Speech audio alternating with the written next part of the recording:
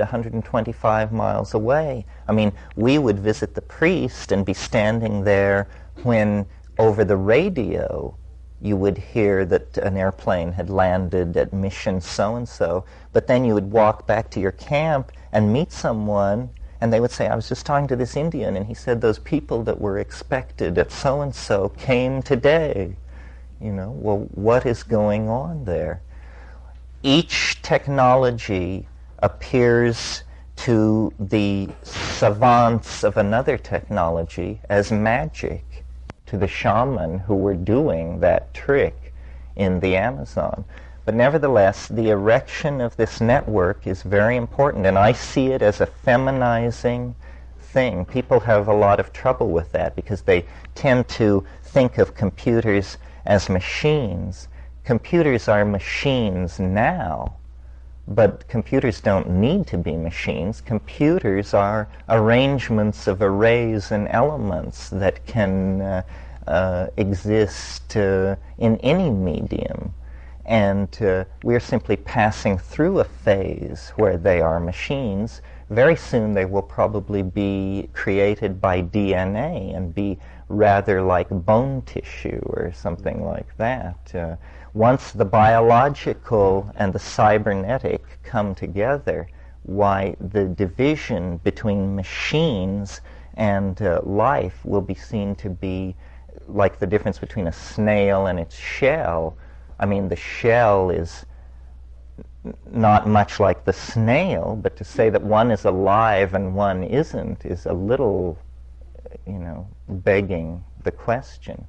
And also, the cybernetic revolution is going to allow the modeling through things like what Ralph is doing, and Ralph didn't even talk yesterday about his Hollywood project, is going to allow the modeling of psychedelic states and even theoretical psychedelic states. In other words, configurations of consciousness which no drug, synthetic or natural, can cause to happen, can be elicited by creating hypothetical brain state situations.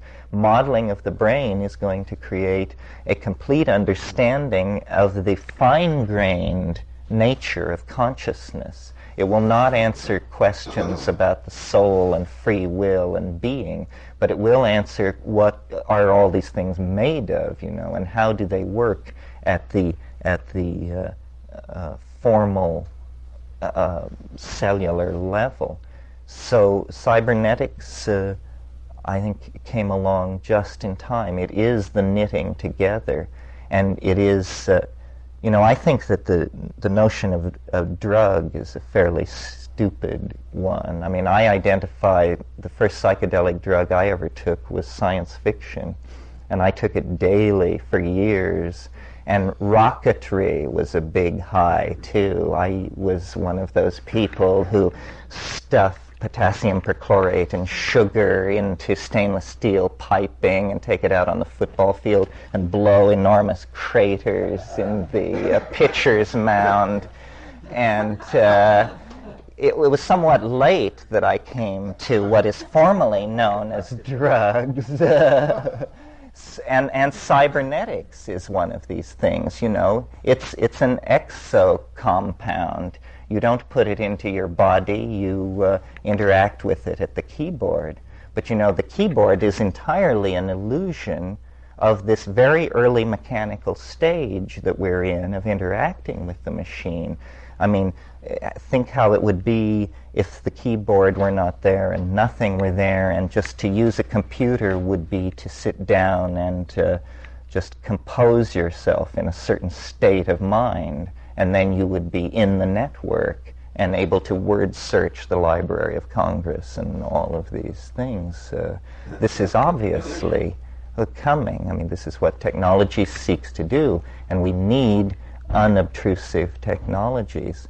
So the psychedelic research which we're doing, and which seems somehow, we don't know whether we're millenarians or whether we're mystics or whether we're escapists, but actually we are pioneers in creating the parameters of the kinds of states of consciousness that will be institutionalized cybernetically and biopharmacologically in the next century if we're to survive.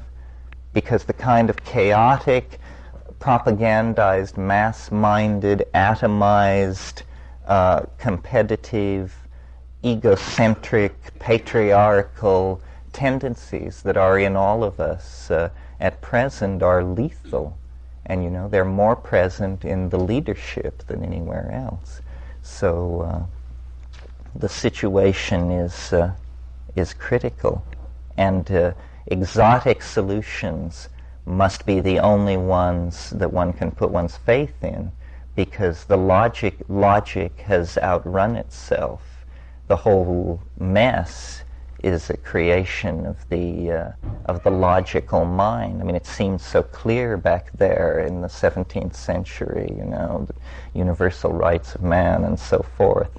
But it turned out rather badly, and it's because it was a masculine, one-sided undertaking, as Western civilization had been since the suppression of the goddess and the breakup of Eleusis and the going underground of ecstatic states where you get in touch with the overmind and get the historical juice, the direction for the historical process. Now this is coming again, but let's hope not too late.